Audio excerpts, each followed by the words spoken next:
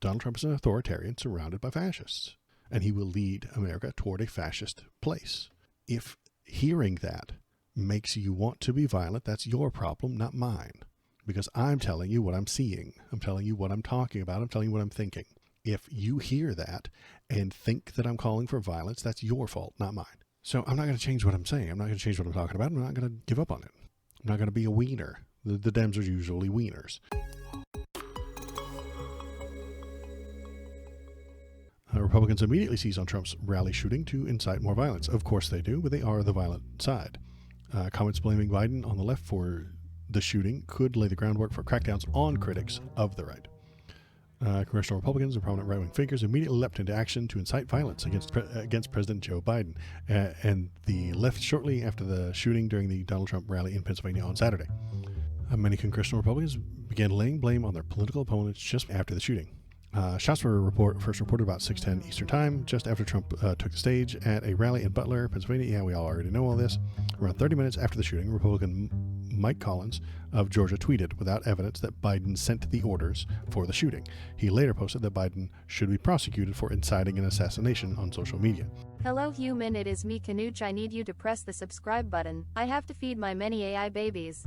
So this guy incited more violence. He said, hey, Biden did this thing to you, and wants him prosecuted for inciting an assassination. But this guy doesn't want Donald Trump prosecuted for inciting Jan 6th. No.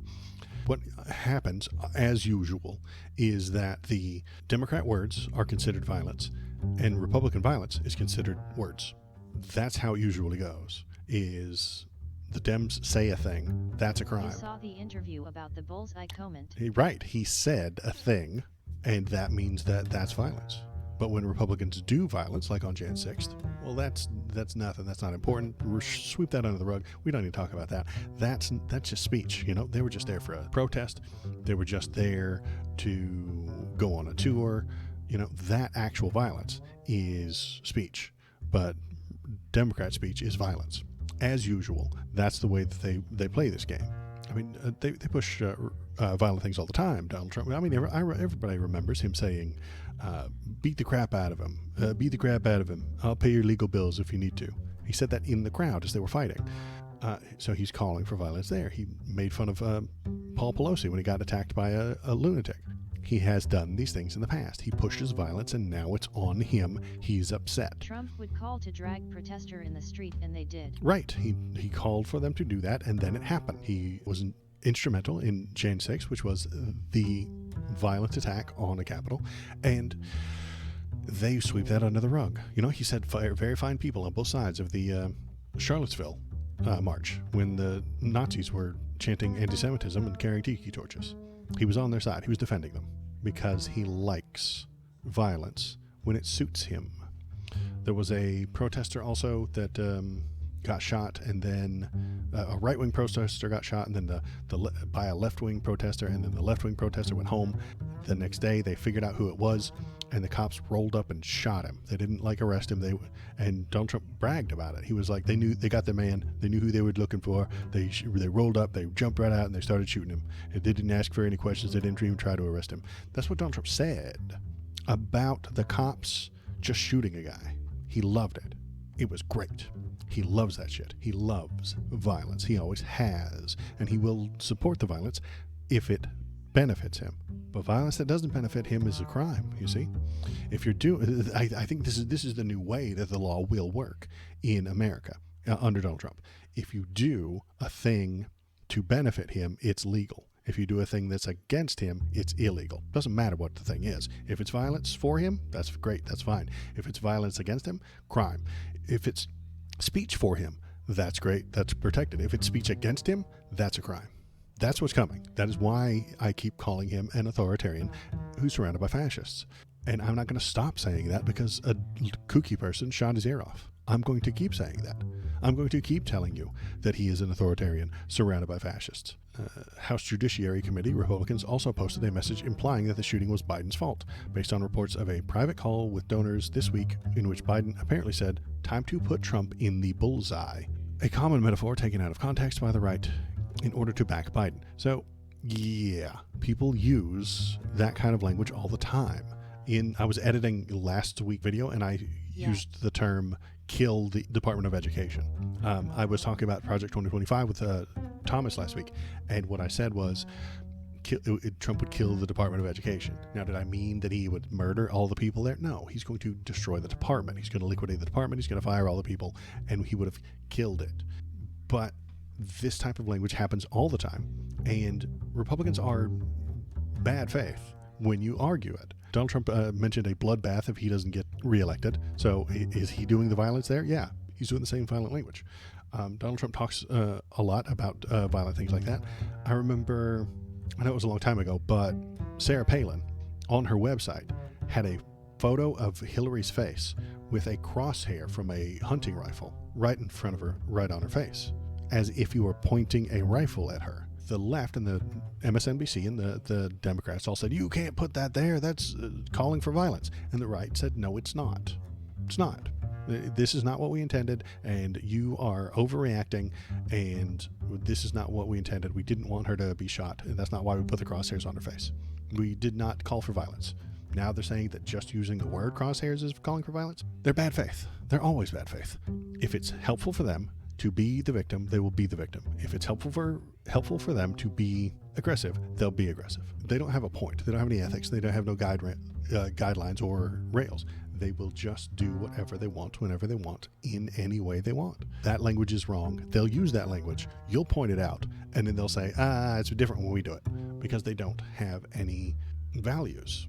They don't actually care about any of these things. Like he is hung like a mouse. Hangman Mike Pence means he's hung like a mouse. That's true. They did call for hanging of Mike Pence. They cheered it. They talked about it a lot.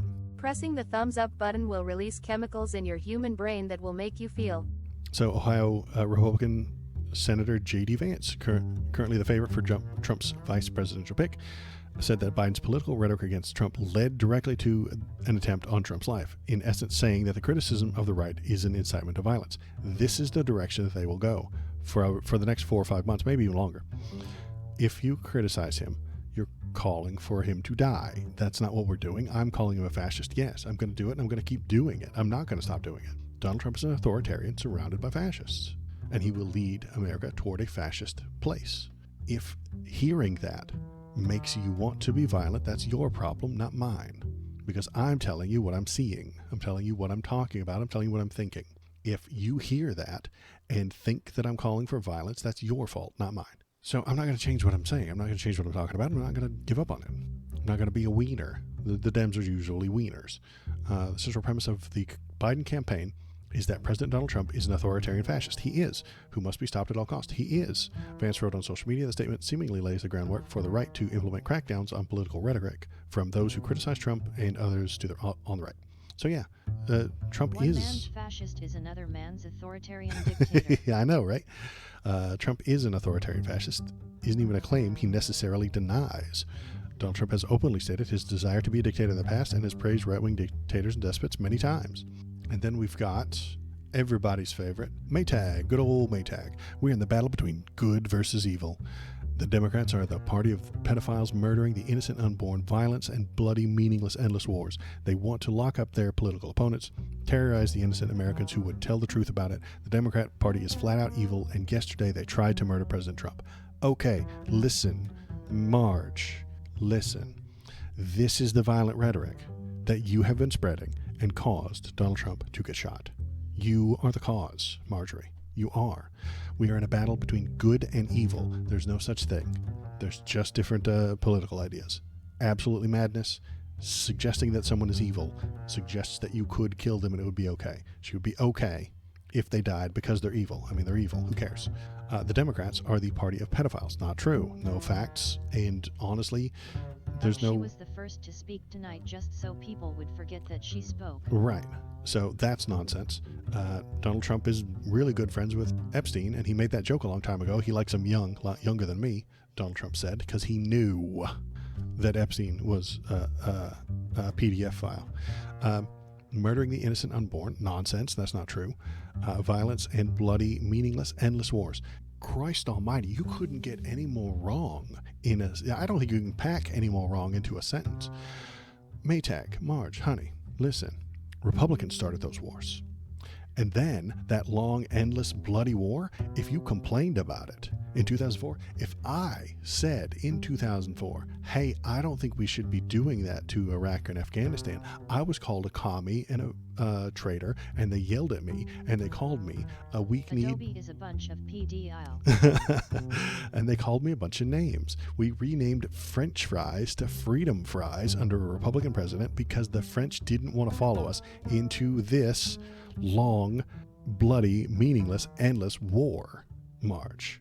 The French didn't want to follow us into that endless war. They didn't see a way to win, and so Republicans renamed French fries to freedom fries. If I complained about it in 2004, 2005, 2006, as I did, saying, hey, this isn't working, we shouldn't be here, we shouldn't do this, we shouldn't be burning all this money in a country with no exit strategy, no plans, I was called a commie. I was called all kinds of names because I didn't support those wars that you now don't support. The Republicans hate war now. It's insane. They hate all the past wars. They love all the future ones. I don't know how brains work for Marjorie Taylor Greene. Republicans were the ones pushing that war. It was, what's his name, Sean the Surge is Working Hannity, who talked about it every single night on primetime news. And every complaint I ever had about that damn Iraq and Afghanistan, he would defend constantly because that was the Republican position. They have changed that position because they have no values. I'm still against the Iraq war. I was against it pretty early on, not immediately, because I thought there was something going on. But when I saw it went bad, I said, hey, this is a bad idea. We should stop doing that. And I'm still against it now. They will flip-flop as necessary to get the goal, to get the talking point that they want. So now she's anti-war, and especially endless wars. The reason Obama didn't end the Afghanistan war is because it would end badly. It would be political suicide to end the Afghanistan war. He knew that, so he didn't do it because he's a wiener. Donald Trump did not end the Afghanistan war because it would be political suicide for him to do so, and he didn't want to commit political suicide, so he didn't end it. Joe Biden ended the Afghanistan war. Marge, do you not remember that? Do you not remember screaming at him for ending it? I'm quite sure she did. I'm quite sure she was very, very angry that he ended the meaningless, bloody, violent, endless war. She was mad when he did it. And now she blames him for starting it. Madness. This woman has no grip on reality. She has no idea what is real and what isn't. She has imagination and feelings. Tell me this isn't reek of feelings. This is feelings top to bottom. Good and evil, that's a feeling. Pedophile, that's not true, but she believes it to be true. That's a feeling. She feels a certain way about abortion. She feels bad about these endless wars. Lock up the political opponents. She's ignoring the fact that that's what Donald Trump does and promises to do, and is actually a criminal that gets investigated by the DOJ. So she ignores that because it's unpleasant for her feelings. Terrorizing Americans who would tell the truth about it. Feelings. And Democrat Party is flat out evil. Yesterday they tried to murder President Trump. That's all feelings all day long. That is all she has. That is all she's ever had. Facts don't care about your feelings is a stupid phrase that they use incorrectly because all they have is feelings. Feelings is all they have. That's what it should be. That's the actual message that the Republicans ought to say is feelings is all we have. And I'm willing to say that all politics are based on feelings. They're based on feelings. You have a feeling for a certain way, and then you can find evidence and data and direction and come up with a plan. But you got to have that feeling first. You got to have that motivation. You got to have that start point. You got to have that, hey, we need to do this thing. That's a feeling. She doesn't know that there is anything other than her feelings. Okay, let's see. Okay, so this one is A Brief History of Trump and Violence. The assassin's bullet that grazed Donald Trump's ear thankfully missed the mark, but that can't be allowed to erase the long, ugly history of Trump's dalliance with violence. Exactly. This is just mentions a lot of the things that I mentioned earlier. This is the important sentence right here. To be absolutely clear, there is no politician in America today who has done more to stoke political violence than Donald Trump. And that is true today as it was before the attempt on his life. This is the important bit. This is the sentence. He has stoked the violence, and it has come to get him. This is not good. Donald Trump has gloried in language of political violence for the better part of a decade, demonizing his political enemies and taking politics up to and beyond the boiling point. This is the candidate who presided over the Nuremberg-style rallies in 2016, which they kind of look like today with the fight, during which he encouraged his supporters to chant that Hillary Clinton should be locked up, and that didn't push back when some advisors and supporters took the next step and urged that she be executed. He said that they were very fine people in Charlottesville. This is a political leader who mused about finding ways to shoot would-be immigrants in the legs or feed them to alligators as they tried to cross the southern border to the United States. That's the other one. Yeah, the southern border is going to be absolutely covered in blood if he's left in charge of it. He wants the military on the border. What does the military do? Properly organize violence. That's what they do. What are they going to do with their arms and their guns and their bombs while sitting at that border? Well, they're going to point them at the people who would be coming over, and that will scare them if we're lucky, and if it doesn't, they will get shot. Violence is what he calls for. Violence is his tool. Violence is the paintbrush with which he paints the MAGA movement. And now he's complaining about it? No, nonsense. You don't get to do both, and that's why I will still continue to call him an authoritarian surrounded by fascists. I really do think there's more violence ahead. There is more ahead. If Donald Trump wins, we will get institutional violence.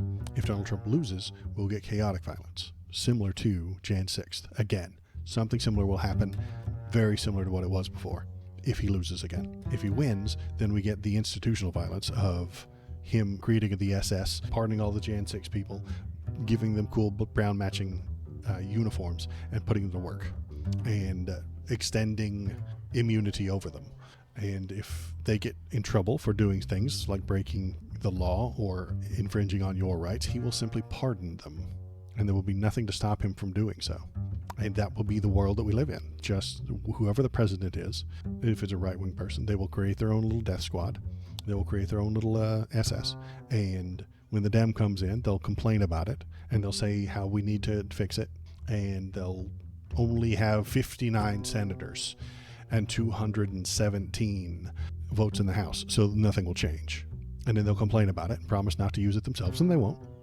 And then the right will win again after that, because they're wieners. The Dems are wieners, so the right will win after that. And then they'll create another SS, another little brown shirt unit. It'll be fun. It'll be great. It'll be the chaos that we get to live in from now on. I am the algorithm. Click on this video to make me happy. You wouldn't like me when I am angry.